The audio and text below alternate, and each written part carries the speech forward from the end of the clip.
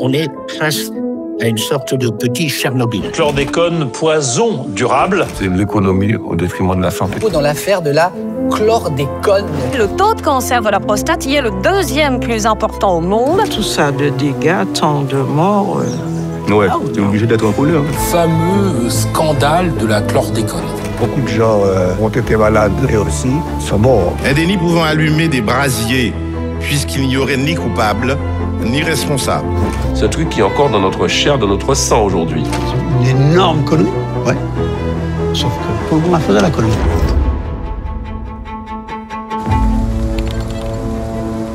Tout commence ici, au port de Dunkerque, il y a un peu plus de 20 ans. Le 23 août 2002, le Douce France, un cargo marchand, fait son entrée dans le port après avoir traversé l'Atlantique. À son bord, des centaines de conteneurs, comme ici, mais un seul intéresse les policiers de la répression des fraudes. Ils s'apprêtent à intercepter le navire après avoir reçu un renseignement. Le conteneur en question ne contient ni bijoux, ni armes, ni drogue, mais des patates douces, comme celle-ci. Et ce que vont découvrir les policiers est extrêmement préoccupant. Ces patates douces, destinées à finir dans nos rayons de supermarché, venues tout droit de Martinique, sont en fait contaminées par une substance toxique pourtant interdite en France depuis plus de 10 ans. Cette substance toxique, c'est un insecticide qui finira par être interdit partout à travers le monde. Pourtant, dès 1961, les industriels connaissaient sa dangerosité pour l'homme et pour l'environnement. Et ce produit a un nom, et il s'appelle la chlordécone.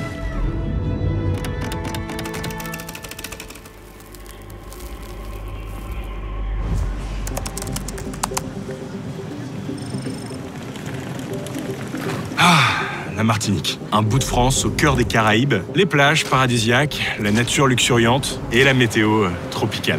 Mais ça, c'est pour la carte postale. En vérité, je suis venu ici pour bosser. J'ai besoin de comprendre pourquoi ces patates douces du port de Dunkerque étaient contaminées. Et plus largement, comprendre pourquoi toute l'île et une grande partie de ses habitants le sont aussi. Mais en fait, en faisant quelques recherches, je me suis rendu compte que le point de départ de toute cette histoire n'est pas vraiment sur l'île, mais plutôt à 3000 km d'ici, à Hopewell, aux États-Unis. Hopewell, la Chemical Capital of the South, capitale de la chimie du Sud des États-Unis. Les termes sont dits. On est en 1952 et l'entreprise Allied Chemical vient de découvrir le C10Cl10O, la formule d'une nouvelle molécule, la chlordécone. Alors, comme pour toute nouvelle molécule, il faut faire des tests et rendre un rapport pour obtenir l'autorisation de commercialiser le produit. C'est Luc Multinier, médecin et scientifique de l'Institut national de la santé et de la recherche médicale, qui m'explique les conclusions de ce rapport. Ce rapport montrait que c'était une substance qui était neurotoxique, qui était toxique pour la reproduction et qui était cancérogène chez la souris. Ça, c'est 1962. Et les autorités américaines en ont pris compte. On l'autorise, mais en tout cas sur notre territoire américain, on ne l'autorise pas sur les cultures alimentaires. Le gros, l'essentiel, était exporté, parce que les Américains n'en voulaient déjà pas.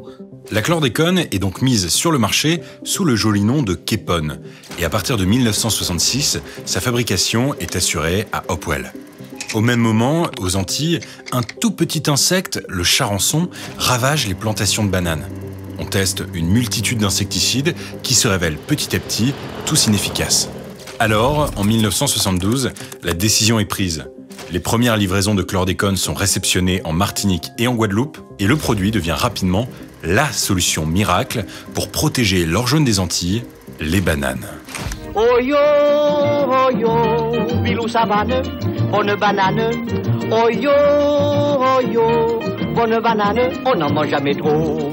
Bonne banane, on en mange jamais trop. Ouais, clairement, c'était une autre époque. Ah, les bananes, c'est le fruit préféré des Français. On en mange en moyenne 11 kilos par an par habitant. Et pour la Martinique, plus qu'un fruit, c'est un véritable poumon économique. Comprenez bien, ça représente 60% des emplois agricoles et près de 50% des recettes d'exportation. Et tout ça, en vérité, ça ne date pas d'hier.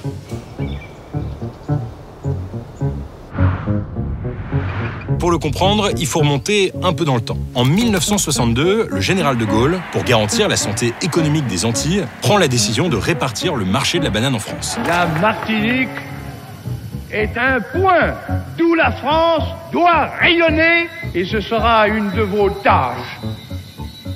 mes enfants. La règle est claire, 2/3 du marché doivent aller à la banane antillaise. L'objectif, prioriser la santé économique des départements français face à la concurrence des bananes moins chères des multinationales américaines, Chiquita, Del Monte ou Dole, implantées en Amérique latine où tout coûte moins cher à produire. Alors, lorsqu'un petit insecte vient jouer les troubles fêtes et menacer la production des plantations, tous les outils sont bons pour s'en débarrasser. La chlordécone, c'est une molécule de pesticide qu'on mettait autour du bananier pour lutter contre tous les petits insectes qui bouffent le pseudotron du bananier, voilà. Oui, mais voilà. 2 ans après la première livraison de chlordécone aux Antilles, en 1974, à Hopewell, le gérant de la station d'épuration de l'eau de la ville est appelé par ses équipes. Un mystérieux produit chimique empêche les déchets solides de se décomposer et bouche les égouts. Un mystérieux produit venant tout droit des rejets de l'usine de chlordécone. Mais ce n'est pas tout. Quelques mois plus tard, un médecin met en évidence l'empoisonnement de plusieurs ouvriers de cette même usine. It was just virtually impossible for anybody to walk in the plant and go straight through and come back out without getting keep-on all over. I'm on medications to try to help the tremor of my voice and the tremor of my hands, now that I'm sterile. But I have an increased chance of cancer. And I've had some damage to my liver, my eyes, and some brain damage. Il ne faut pas longtemps avant de découvrir l'ampleur de la pollution dans la région. Le fleuve James et la baie de Chesapeake sont contaminés, tout comme les poissons qui s'y trouvent. Alors, la décision est prise, la pêche est interdite pour 13 ans. L'usine est fermée, l'industriel condamné, et la chlordécone est finalement déclarée interdite en 1975. Aux États-Unis, l'affaire est réglée. J'ai donc décidé de rencontrer des ouvriers agricoles qui travaillaient à cette époque-là dans les bananeraies de Martinique pour comprendre quelles étaient, de leur côté, leurs conditions de travail. Comme le sujet est particulièrement sensible, ils m'ont demandé de préserver leur identité. La chlordécone, oui, on mettait à la main. Comme elle disait, il fallait se baisser. Sans gants. Sans gants. Sans et masque. ton visage est là, il fallait faire le tour des pieds. Ça me donnait l'envie de vomir. Un jour, j'ai dit au commandeur que moi, j'arrête, je ne mets plus ça. Il m'a dit, va pas me payer. Il m'a dit, ne me paie pas si tu veux, mais moi, je ne veux plus mettre ça. J'ai arrêté parce que ça me rend malade et c'est pas bon. On ne disait rien, mais ça nous rendait malades. On ne disait rien. Vous n'étiez pas au courant de l'interdiction qui a eu lieu aux États-Unis? On a été au courant bien longtemps après. Oui, après, ouais, longtemps après. On avait été déjà empoisonnés. Ouais. De mon côté, je me pose la question. Pourquoi, aux Antilles, on a continué à faire comme si de rien n'était? Pourquoi l'État français n'a pas bougé le petit doigt, alors même que nous avions l'exemple américain depuis plusieurs années déjà? Alors même que, dès la première année d'utilisation du chlordécone dans les bananeraies, il y avait eu des malaises et des vomissements.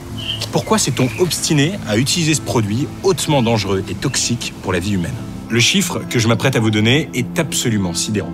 Aujourd'hui, on considère que 92% de la population martiniquaise a de la chlordécone dans le sang. Ça veut dire que là, comme ça, si je marche ici à Fort-de-France, plus de 9 personnes sur 10 sont contaminées. Et 50 ans après la première utilisation du chlordécone, les séquelles sur la santé sont irréversibles.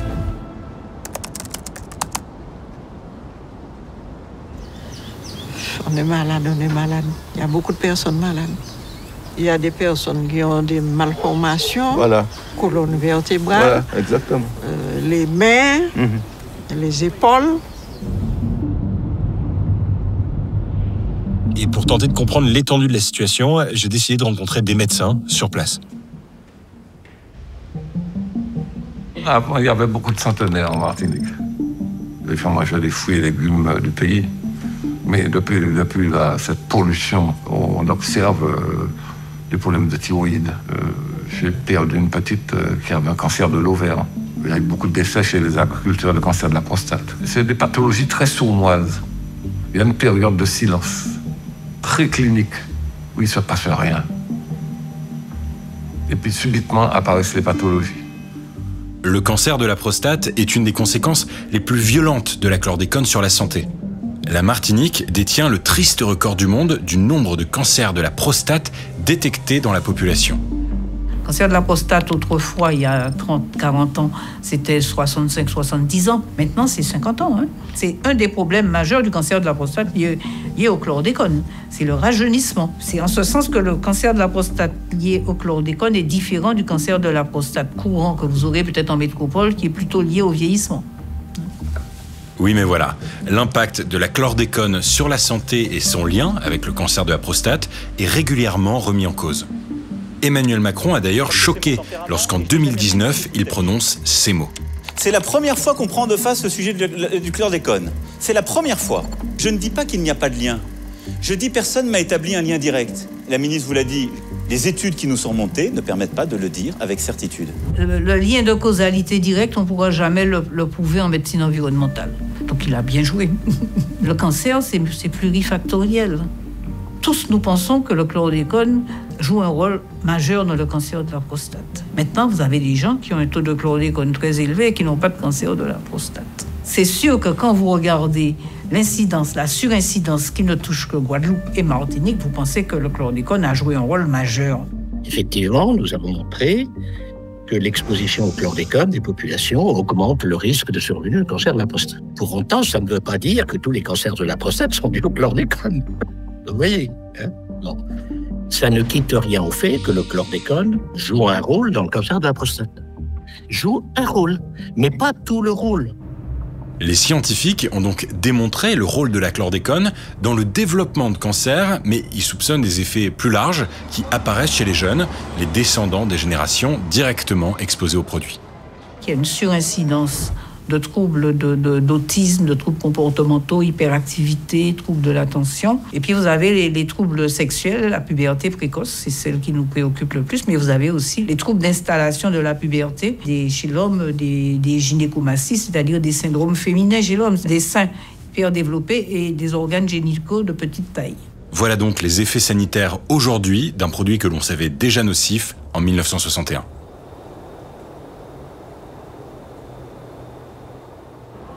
Mais je peux pas continuer cette vidéo sans comprendre ce qui s'est réellement passé pour qu'on continue à autoriser cette chlordécone, alors qu'on savait à quel point elle était toxique.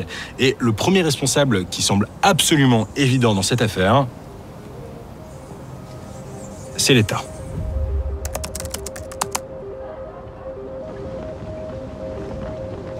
Pour comprendre ce qui s'est passé, il faut remonter un peu dans le temps. On est en 1968 à Paris. Une commission qui doit décider de l'autorisation des pesticides se réunit. Et pour la première fois, la chlordécone est présentée par la société Sofa. Et l'autorisation est rejetée. Même commission, un an plus tard, même résultat. La commission l'a décrit comme un nouveau composé organochloré toxique et persistant.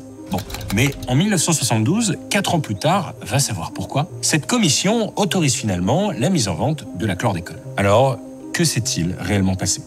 Pour le comprendre, j'ai contacté Olivier Servat. Il est député de la Guadeloupe. Lui et d'autres députés ont mené l'enquête pendant plusieurs mois pour rendre un rapport sur la responsabilité de l'État dans cette affaire. Scandale.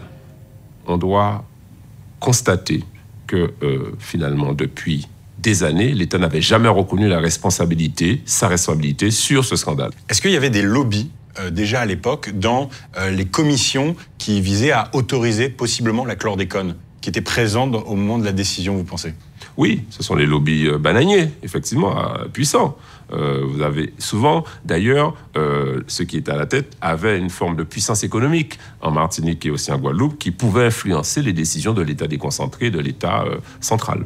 En fait, c'est le ministre de l'Agriculture de l'époque, un certain Jacques Chirac, qui accorde une autorisation provisoire de vente de la chlordécone en 1972. Mais, comme je viens de le dire, l'autorisation était censée être provisoire.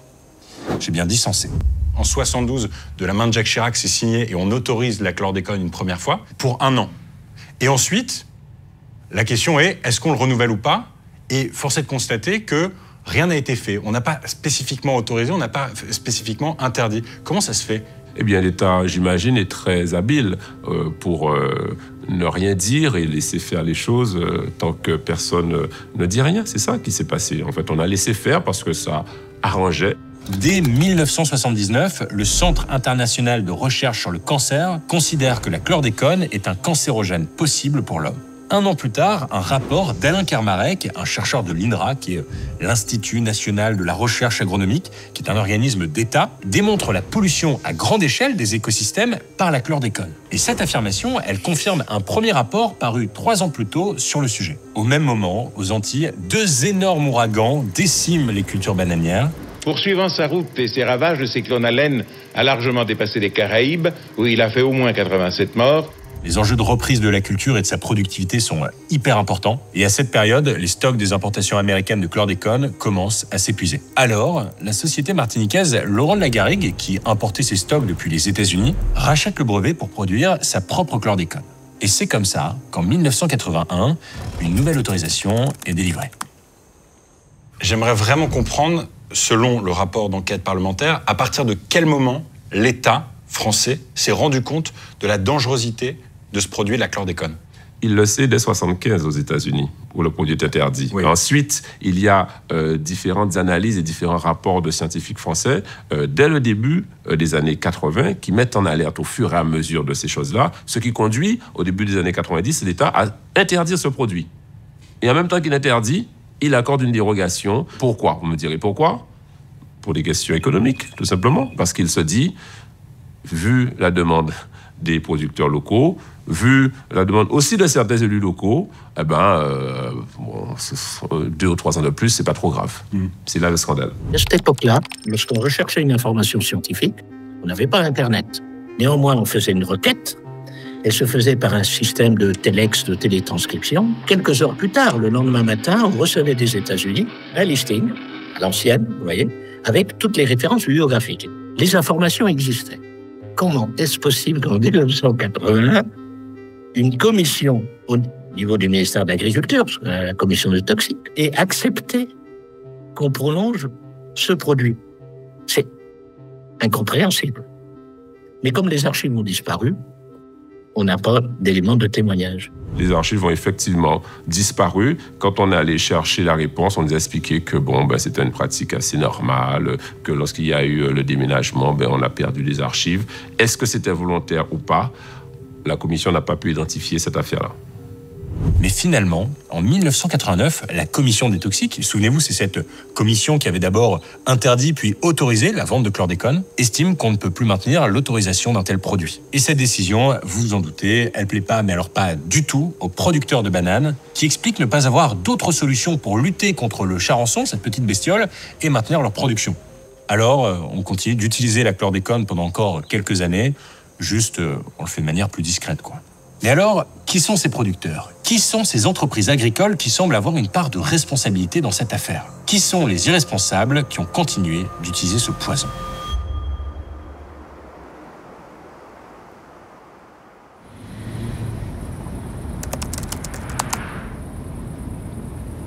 Bon, il y a quelque chose d'assez curieux.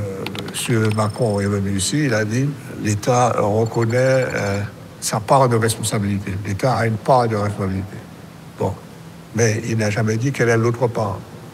Ce sont les béquets, c'est-à-dire les descendants des colons du premier temps, qui sont les plus gros propriétaires de l'île et qui ont aussi reconverti une partie de leur économie en se mettant à l'import-export. Mais qui sont donc ces fameux béquets? Ces créoles, blancs, descendants des premiers colons, représenteraient en fait un peu moins de 1% de la population des Antilles. Bon, les statistiques ethniques étant interdites en France, il ne s'agit que d'estimations. S'ils représentent une infime partie de la population, les béquets détiendraient 50% des terres et 90% de la filière alimentaire. Mais pour vraiment comprendre leur histoire, il faut remonter un peu dans le temps. 1635. Des colons français débarquent pour coloniser la Martinique. Après avoir décimé les populations locales, ils s'y établissent et développent l'agriculture en exploitant des esclaves déportés d'Afrique. 200 ans plus tard, en 1848, l'esclavage est finalement aboli. Mais les descendants des colons, les créoles blancs, qu'on appelle désormais les béquets, restent les maîtres des exploitations agricoles. Des terres qui se sont léguées de génération en génération, et ce, jusqu'à aujourd'hui. Les béquets sont donc des descendants de familles de colons, devenus pour certains de très grands propriétaires, proches du pouvoir, magnats du commerce, de l'import-export et des exploitations agricoles, notamment des bananes. Et c'est peut dire que certains béquets de la filière bananière ont une responsabilité importante concernant cet incroyable scandale autour de la chlordécone. Alors, ils sont aussi victimes puisqu'ils ont empoisonné leur propre terre, mais ils ont aussi et surtout délibérément mis en danger la santé de leurs travailleurs et de l'environnement.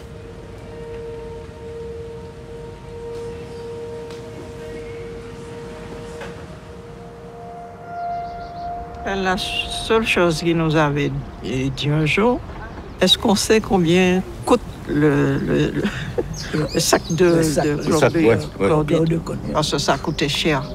Ce qu'il nous avait dit. Pour moi, on n'avait pas de valeur envers lui. C'était son produit et son bananier. Plus de valeur que nous. Il ne parlait pas nous, de l'être humain. Il nous a dit qu'il y a une tête de mort dessus. En même temps, il faut faire attention. Une tête de mort, oui. Ah, il y avait une tête de mort, un sigle dangereux. Je pense qu'il y a une information. Il y a les ouvriers, lors de la manifestation en 1974, qui avaient signalé la toxicité de ce produit. Mais ils ont choisi l'économie au détriment de la santé. C'est toujours le même débat partout. Hein. Ben, écoutez, nous sommes dans un système post-colonial où il y a une élite qui domine et qui dirige. Hein.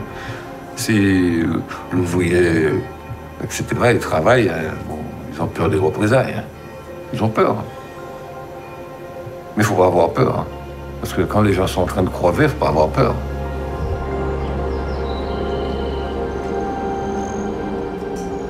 En 1981, c'est une entreprise Becquet, les établissements Laurent de la Garrigue, qui, suite à l'interdiction de production de chlordécone aux États-Unis, décide de faire fabriquer lui-même le produit au Brésil. Les gens qui ont importé le produit ne pouvaient pas ignorer qu'il a été interdit aux États-Unis. Quand ils ont décidé de le reproduire ailleurs, ils le faisaient en connaissance de cause. C'est vraiment une série de crimes insupportables et inconscients. Bon. Près de 10 ans plus tard, au début des années 90, alors que la mécanique semblait bien rodée, l'entreprise est prévenue de la fin de l'autorisation de la chlordécone. Alors, Yves Ayotte, fils aîné d'une grande famille Becquet et PDG des établissements Laurent de la Garrigue, décide de faire produire en urgence plus de 1500 tonnes de chlordécone, histoire de faire quelques réserves. Enfin, quelques réserves. 1500 tonnes, ce qui correspond quand même à 4 ans d'épandage du produit. Yves Ayotte, c'est un homme puissant, président un temps de la SICABAM, le groupement de producteurs de bananes, aujourd'hui devenu le Banamart. Et grâce à un lobbying bien mené auprès de l'État français, il obtient une dérogation pour écouler ses stocks de chlordécone jusqu'à ce qu'il n'en ait plus, et ce, malgré la fin censée de l'autorisation. Coup de bol, puisque Ayotte vient d'en faire produire pour 4 ans. Alors, au ministère de l'Agriculture, l'ordre est donné. Si la loi prévoit 2 ans de dérogation après l'interdiction du produit, Yves Ayotte a reconnu qu'il avait pratiqué personnellement un lobbying auprès de Jean-Pierre Soisson, le ministre de l'Agriculture de l'époque, pour qu'une année supplémentaire de dérogation soit accordée. Il faut attendre finalement 1993 pour que la chlordécone soit officiellement interdite. Une interdiction qui, en vérité, n'a pas semblé être entendue par tout le monde. En 93, il y a l'interdiction de l'utilisation du produit. Est-ce que dans les faits, après 93, on a continué d'utiliser de la chlordécone dans les plantations de bananes en Martinique? Oui. Oui, c'est sûr. Le rapport de l'enquête parlementaire démontre que des combines étaient utilisées pour continuer de vendre en douce le produit jusqu'en 1995, voire 1996. Mais pour y voir plus clair, j'ai décidé de rencontrer ces fameux représentants de la filière bananière pour tenter de comprendre leur point de vue. Et plus spécifiquement, Alexis Gouillet, le président de Banamart, le nouveau nom de la SICABAM. La première fois que vous entendez parler de la chlordécone, c'est en quelle année? Alors, toute première fois, c'était bien sûr dans les années 75, où on avait une impasse sanitaire et on avait besoin d'une molécule pour pouvoir combattre efficacement contre le charançon. Vous étiez au courant de ce qui se passait aux États-Unis? Enfin, vous, peut-être pas, mais est-ce que les exploitants de la filière bananière? Non. Pas au courant du tout de l'interdiction qui a lieu, le scandale d'Hopewell, tout ça, ça ne fait pas partie du tout? Non. Comment ça se fait, vous pensez? Je ne sais pas. Vous savez, à l'époque, il n'y avait pas Internet. On n'avait pas cette information. Parce que je peux vous garantir, alors ça, je peux vous garantir, que si les agriculteurs, à l'époque, avaient su la dangerosité de ce produit, vous pensez bien qu'ils ne l'auraient jamais utilisé. Empoisonner ses compatriotes, empoisonner sa propre famille, parce que quand même, nous vivons dans ce pays, donc nous consommons dans ce pays. Vous vous rendez compte, c'est d'une absurdité totale. Ce que j'ai du mal à comprendre, du coup, c'est pourquoi, au début des années 90, alors qu'il commence à y avoir une possible interdiction de la chlordécone sur le territoire français, il y a une grosse commande qui est faite de la part des établissements Laurent de la Garrigue, de chlordécone, justement, du stock pour 2, 3, 4 ans d'épandage. Si on connaissait cette dangerosité du produit, pourquoi l'avoir fait, du coup? On était dans une impasse sanitaire et on devait pouvoir répondre à cette impasse sanitaire. En plus, on s'était appuyé sur des autorisations de mise en marché qui avaient été faites par les pouvoirs publics. À l'époque, les organismes scientifiques qui dépendait des pouvoirs publics, mais il nous l'avait même recommandé. Mais vous qui êtes président de Banamart aujourd'hui, à l'époque, c'est Yves Ayotte, je crois, qui était président de la SICABAM, et qui reconnaît lui-même, dans un récent rapport, qu'on a retrouvé, le fait qu'il y a eu une action de lobbying auprès du ministre de l'Agriculture de l'époque pour pouvoir continuer d'utiliser la chlordécone. Donc, oui, l'État français et les pouvoirs publics ont maintenu cette autorisation, mais ils l'ont maintenue parce qu'il y avait aussi une demande des locaux sur place et des producteurs de la filière bananière. Mais il y avait une demande. Pourquoi, monsieur? Parce que la filière banane tout entière était menacée de disparaître. Il s'agit de savoir à un moment donné si on arrête une activité importante pour une région ou si on ne l'arrête pas. Mais donc la réponse, elle est plutôt là. Elle est plutôt sur, il y a un enjeu de productivité, il y a un enjeu de production de la banane, et bon, bah tant pis pour la responsabilité sanitaire que ça induit. Non, monsieur, c'est pas ça. Ne me faites pas dire ce que je n'ai pas dit. Non, mais j'ai le sentiment que vous me dites que... Il y a un enjeu socio-économique. Vous savez, dans les années 80 et 90, et jusqu'à présent d'ailleurs, la banane était le premier employeur de l'île. N'oublions pas ça. L'économie tout entière de l'île était basée sur la production de la banane. Et ça, personne ne le remet en question. C'est simplement le fait que, vous me disiez tout à l'heure, si les producteurs agricoles des exploitations bananières étaient au courant de la dangerosité du produit, ils auraient arrêté de l'utiliser. Sauf qu'à un moment donné, ils avaient la possibilité, peut-être que ça aurait été une catastrophe économique, mais ils avaient la possibilité d'arrêter de l'utiliser. Et dans les faits, ils ont continué à faire des commandes, ils ont fait des stocks, et ils ont même fait une pression auprès du ministère de l'Agriculture de l'époque pour que les pouvoirs publics continuent à avoir des dérogations sur l'utilisation de la chlordécone. Ils ont fait une pression, monsieur, parce qu'ils avaient des entreprises à faire tourner et ils avaient des salaires à verser tous les mois. N'oublions pas ça. N'oublions pas ça. Et je vous garantis que la majorité des producteurs de bananes de l'époque ne connaissaient pas la dangerosité de ce produit. Peut-être certains connaissaient leur dangerosité, mais en tout cas, la majorité des producteurs n'avaient pas cette information. Bon, ben voilà, c'était une énorme connerie, ouais. Sauf que tout le monde la faisait, la connerie, parce qu'il n'y avait pas l'information, il n'y avait pas les connaissances qu'on a aujourd'hui. Voilà, c'est tout. Alors, aujourd'hui, il y a des gens qui sont empoisonnés avec la chlordécone. On ne sait pas encore, on a des doutes. Mais on ne sait pas encore si la chlordécone est responsable à 100%, notamment sur certains cancers. C'est pas moi qui le dis, ce sont les gens de l'ARS. Mais c'est vrai qu'il y a un problème et qu'il faut le régler, c'est tout. À partir du moment où il y a eu l'interdiction d'utiliser la chlordécone n'a plus été utilisée sur les exploitations agricoles. Voilà. Des travailleurs agricoles, aujourd'hui, disent dans les médias non, cette chlordécone a continué d'être utilisée en douce. C'est faux. C'est faux. C'est faux. Vous savez, quand on veut tuer un chien, on dit qu'il a la rage. Hein.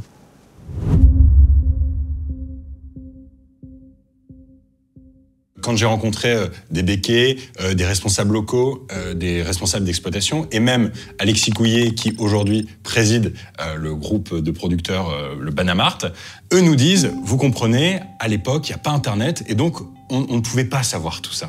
Il faut arrêter de se foutre de la gueule du monde. C'est impossible de concevoir que les producteurs, à l'époque, en 75, dans les années 80, dans les années 90, locaux, ne savaient pas la dangerosité du chlordécone. Oui, c'est une réponse toute faite et on veut reconstituer l'histoire. Je crois que chacun doit prendre ses responsabilités. C'est donc dans ce contexte que le scandale de la chlordécone ravive les tensions historiques déjà très présentes sur l'île. Une partie des créoles noirs, descendants d'esclaves, reproche aux créoles blancs, les descendants des colons, de les avoir empoisonnés pour réaliser plus de profits et s'enrichir. D'autres sujets viennent alors se mélanger à la chlordécone. Celui de l'oppression raciale, du vol des terres et de la vie chère. Ici, les prix dans les supermarchés sont en moyenne 40% plus chers que dans l'Hexagone. Les supermarchés et l'industrie d'import-export étant en grande partie contrôlés par les béquets. Je pense qu'il y a une division. Avec les personnes comme nous, les Noirs avec les béquets, je ne pense pas que ça va. Hein. Le mal-être, voilà. Comme on dit. Voilà. Il y a toujours des grèves. Tu entends beaucoup de choses à cause des béquets. Bon. Je ne pense pas que ça va bien. La société ne va pas bien, non. Une chose est sûre, les tensions sont là. Elles sont les héritières d'années de colonisation, d'esclavage, puis de discrimination. Et très clairement, cette affaire catalyse les rancœurs. Mais, et c'est important de le dire, les victimes de la chlordécone ne mettent pas en cause une motivation raciste dans cette affaire. D'autant plus que les exploitants agricoles n'étaient pas tous des béquets. Autrement dit, une petite partie des exploitants agricoles étaient noirs et ça ne les a pas empêchés d'utiliser le produit. Est-ce que vous diriez aujourd'hui que cette inaction et ce manque de considération de ces patrons, qui sont des descendants de colons, qui sont des béquets, est-ce que c'est une forme de racisme avec les travailleurs agricoles? Les ouvriers. Je ne pense pas. Je ne pense pas. C'est du racisme, mais bon. Mais il fallait faire le travail comme il faut. C'est ça. Non, il n'y a pas de racisme. Ce sont des béquets qui sont nés ici. Ouais, mais c'est pas du racisme. Mais il fallait faire le travail comme il faut. Quand vous regardez les bananiers, il y avait des Antillais aussi. Et parmi les bananiers, vous avez en Guadeloupe comme en Martinique, des gens qui sont tout à fait hostiles à toute régulation par rapport à cette question de chlordécone. Hein. Mais si on regarde de plus près, l'impact de la chlordécone sur les Antilles est en vérité bien plus vaste.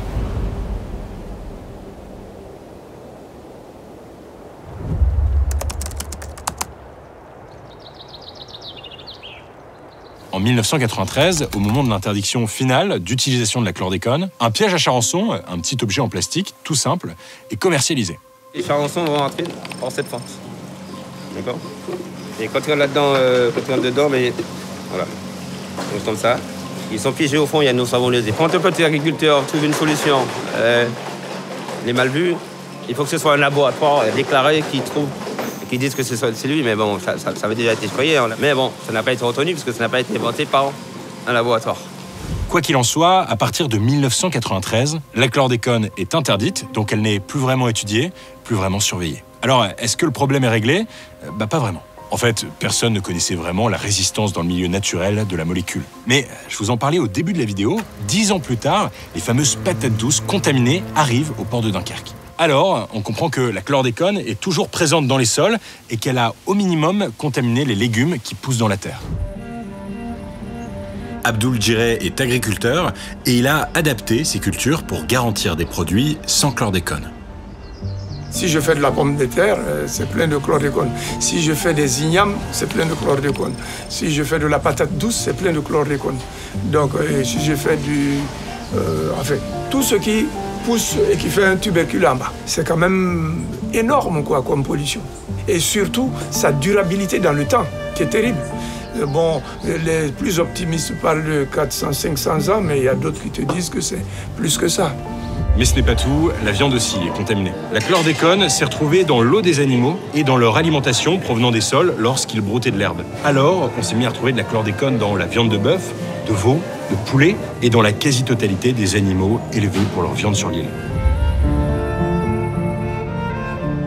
Mais la terre de la Martinique et de la Guadeloupe n'est pas le seul endroit où on retrouve de la chlordécone. En pénétrant les sols, sous l'action de la pluie, la chlordécone a rejoint les nappes phréatiques. Une partie a également ruisselé pour se retrouver dans les cours d'eau et dans les rivières, comme ici. Là-dedans, la chlordécone a contaminé les poissons et les crustacés. Des tests ont révélé que 95% des spécimens prélevés étaient contaminés. Alors, face à cette grave situation, en 2009, la décision est prise. La pêche dans les rivières de Martinique et de Guadeloupe est tout simplement interdite. Les éleveurs de poissons et de crustacés d'eau douce mettent la clé sous la porte et avec eux, c'est toute la filière aquacole qui s'effondre. Mais ça ne s'arrête pas là. Si la chlordécone a contaminé les sols, les animaux, les cours d'eau des Antilles, elle a aussi contaminé un écosystème bien plus vaste, l'océan.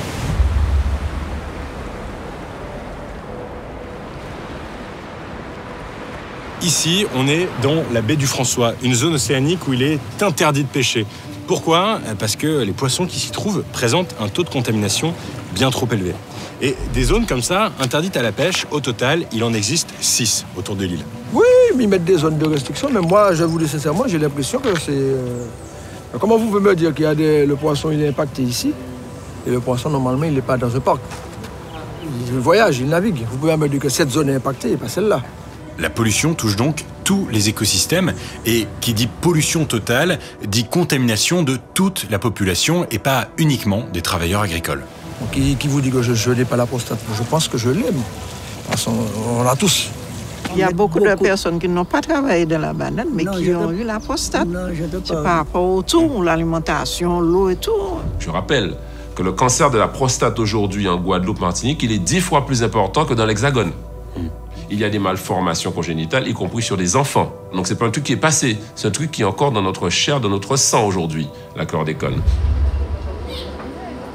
On est face à une sorte de petit Tchernobyl. On a affaire à un territoire dont un tiers des sols agricoles est pollué de façon permanente et à peu près un tiers des littoraux est contaminé de façon permanente par le chlordécone. Donc l'amplitude est quand même extraordinaire. On est face à une situation unique. Il faut qu'on en tire quand même des enseignements, en plus d'être un défi pour plein de choses, parce que la pollution de dizaines de milliers d'hectares, eh ben ça se règle pas comme ça du jour au lendemain. Hein.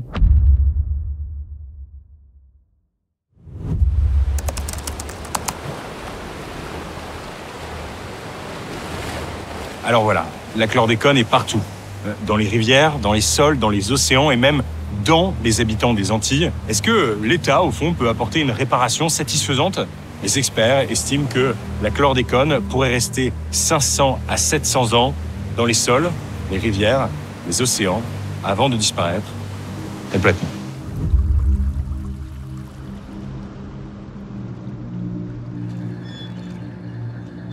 On veut une dépollution totale des terres. Il y a des techniques pour dépolluer les terres qui, pour l'instant, sont polluées pour 600 ans. Parce que, rappelons-le, pour le moment, c'est pas quelque chose qui est envisagé. Et les autorités publiques disent que la dépollution prendrait trop de temps, il faut apprendre à vivre avec, etc. Évidemment, parce que ça coûte un paquet d'argent. C'est pas parce que c'est pas possible techniquement. Saragaspar, professeur Saragaspar en Guadeloupe et d'autres ont déjà démontré la capacité à dépolluer les terres. Donc c'est possible, mais il faut y mettre les moyens.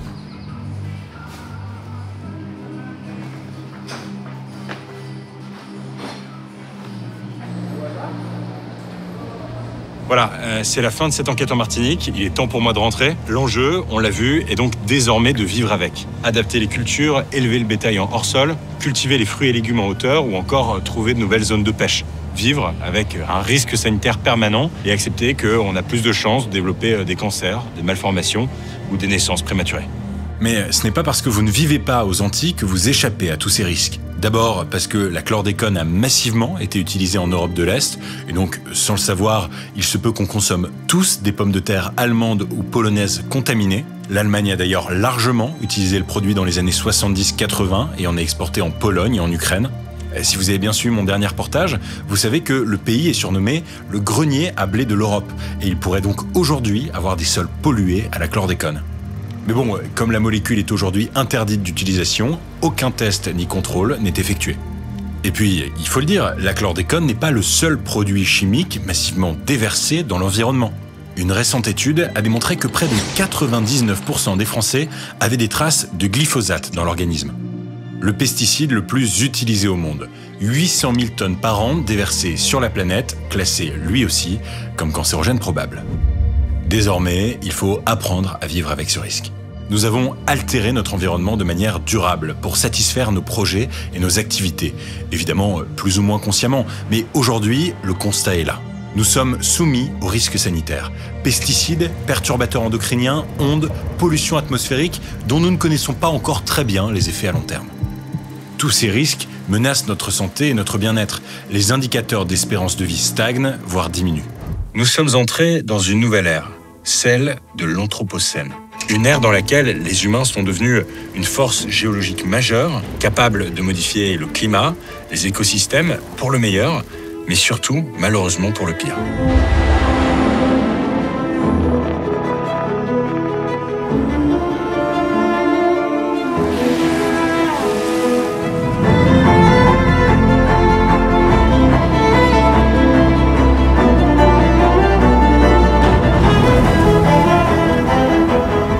Finalement, Le 2 janvier 2023, après plus de 16 années de procédure, un non-lieu a été prononcé dans le dossier de la chlordécone. Les preuves amassées n'étaient pas assez fortes ou trop vieilles pour accuser des individus en particulier. Mais la justice française a pointé du doigt la large responsabilité imbriquée de l'État et des producteurs de bananes.